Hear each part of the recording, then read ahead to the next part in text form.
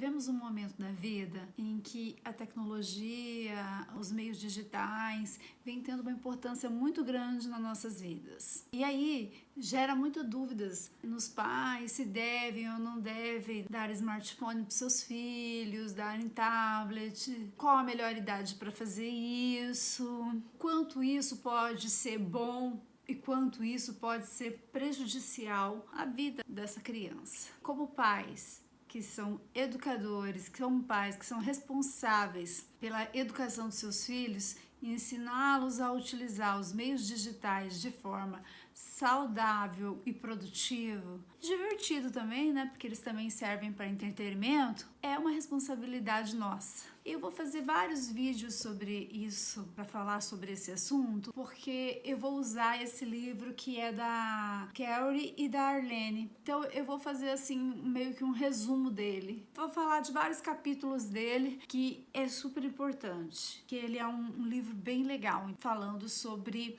a criança digital. O livro começa com uma pergunta básica: se vocês acham que hoje os meios digitais eles estão unindo ou desunindo as nossas famílias? As nossas famílias estão ficando mais desunidas ou elas estão mais unidas devido aos meios digitais? Já que hoje é possível a gente conversar, fazer uma chamada, uma videochamada para um parente que está em outro país, que está em outro lugar do mundo, ou está num lugar mesmo no Brasil muito longe um do outro. Então tem essa facilidade de poder nos comunicarmos com pessoas que estão bastante longe, principalmente diante desse quadro da pandemia, em que muitos idosos foi preciso ficarem afastados até que tenha vacinas, até que todo mundo esteja protegido e não leve o risco de morte a essas pessoas.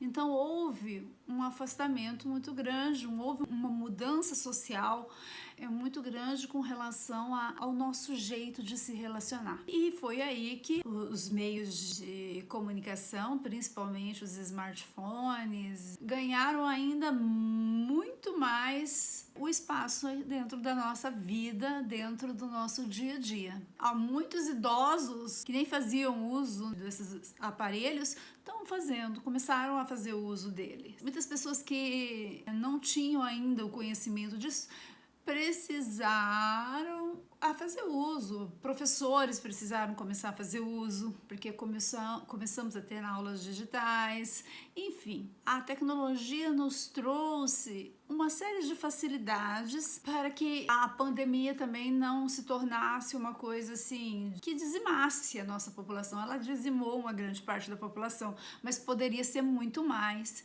se não tivesse havido as medidas que foram tomadas, né? Aulas digitais, muitas coisas, até terapia passou, muitas delas, a serem digitais. Mas é lógico que os meios digitais, como um todo, eles não substituem as nossas relações sociais, principalmente a da criança. Porque a criança, vamos colocar, fica no joguinho, ela fica no desenho, ela fica muito tempo fazendo uso dessas mídias, desses joguinhos. Realmente são viciantes, até nós adultos temos que tomar cuidado que a gente vicia, né? Eles são extremamente viciantes. Esses meios digitais, eles não substituem as nossas relações. Tá havendo assim, tem adolescente que tem dificuldade em se relacionar hoje com outras pessoas, conversar com as outras pessoas. Às vezes até falam com os avós, com os tios, pelas videochamadas, mas pessoalmente tem dificuldade em ter uma comunicação com eles, em ter uma conversa.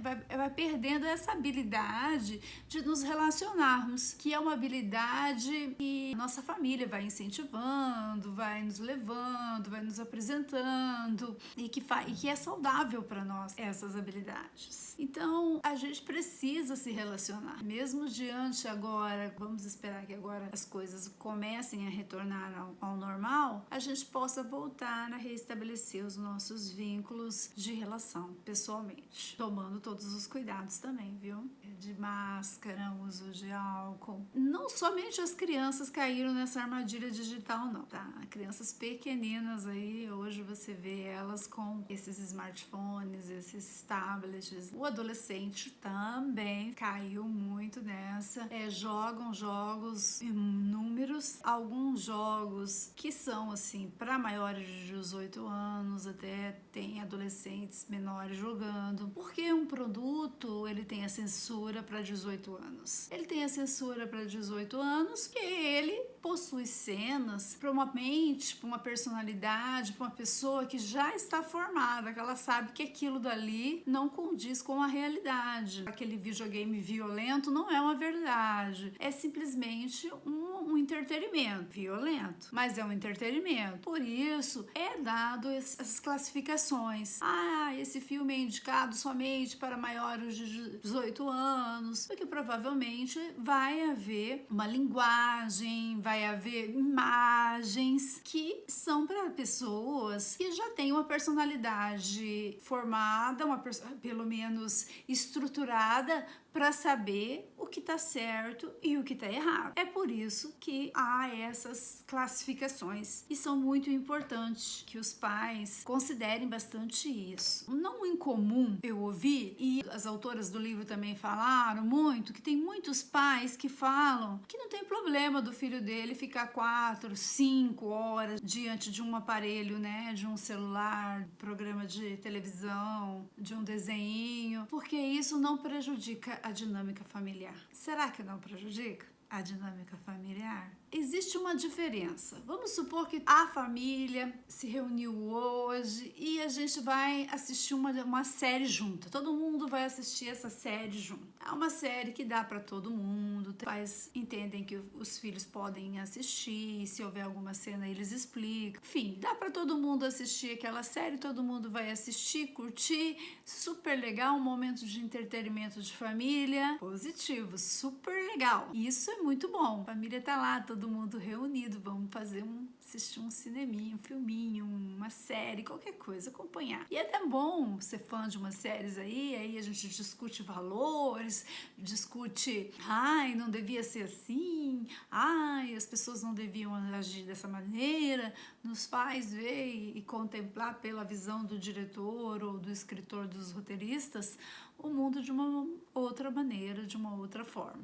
Mas importante a gente fazer isso, é legal, é gostoso. Mas quando, por exemplo, o celular está lá, todo mundo almoçando, a pessoa não desliga do celular, 1 minuto, o negócio fez blum, ele já tá lá em cima. Tá todo mundo, e às vezes não é só um, não. Às vezes é todo mundo numa casa. Tá todo mundo ali, mas não estão ali. Quando esse momento chega, a gente diria que aí chegou um momento que é problemático, onde a família não está fazendo nenhuma refeição junto, não está conversando, não está interagindo entre eles. Lembrando que a educação dos pais, essa educação que acontece no início da vida da criança, no início da infância, ela é uma responsabilidade dos pais. Porque não fazer essa educação, não ensinar isso, olha, vamos sentar na mesa, vamos almoçar, vamos ter um momento, né? Dar à criança um horário livre para que ela possa acessar o telefone,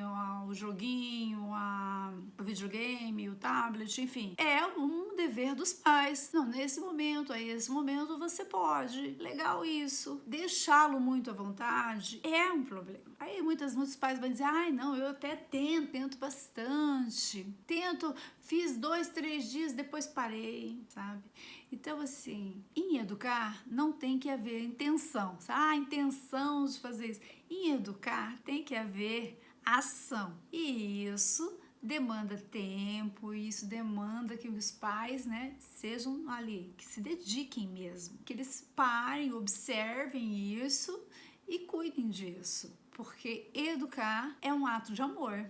É um ato de muito amor. Os pais precisam, né, fazer isso. Os aparelhos digitais não são os vilões, não quero dizer de maneira nenhuma. Eu estou começando a fazer mais uso deles, porque vejo a necessidade, né, desse uso. Mas é muito triste quando uma criança ou um adolescente começa a receber mais informações de uma tela do que da sua família. Quando ela começa a pensar muito mais como o outro pensa, o outro influenciador pensa, do que a família dá valores. Não há problema nenhum em assistir os influenciadores, é muito legal, às vezes até a forma deles verem a vida é diferente, é positivo, mas os pais têm que, principalmente na infância, dar valores para os seus filhos, né? Dar valores que os tornem adultos saudáveis e felizes também, né? Porque esse envolvimento familiar faz a gente nos tornarmos adultos felizes. Tá ok? Depois na próxima eu vou deixar pra gente falar a partir de que idade uma criança pode ser inserida no mundo digital, porque tem isso também, né? Não é qualquer idade que possa ter acesso ao mundo digital. Vamos falar também sobre que tipo de valores a gente pode passar para os nossos filhos que os auxiliem dentro desse mundo digital a ter valores e a saber quando uma coisa não tá certa, quando uma coisa não é legal de ser seguida, de ser produzida por ele. Muito obrigada e até a próxima. Pode enviar alguma pergunta se vocês desejarem.